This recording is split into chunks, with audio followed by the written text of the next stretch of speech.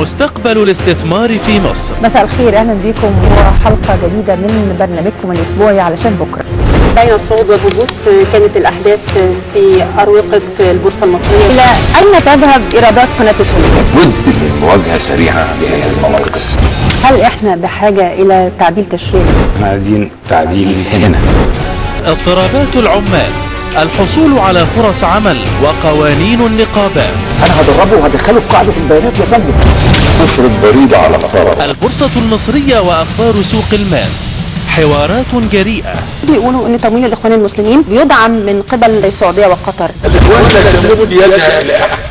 الأزمة الاقتصادية. عايزين نظره مستقبليه الى الامام. مصر ما فيهاش اداره بمعنى كامل. المعلم بيدير الوكاله، والمعلم لما يطلع يعمل عمره او يحج الوكاله ما تشتغلش.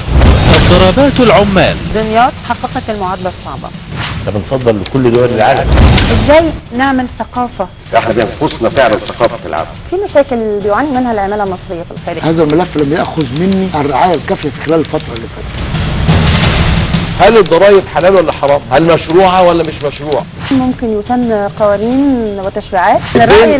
هم مساء مذله بالنهار. حوارات جريئة تلتقون بها أسبوعيا مع جيهان فوزي في علشان بكرة في الأوقات التالية.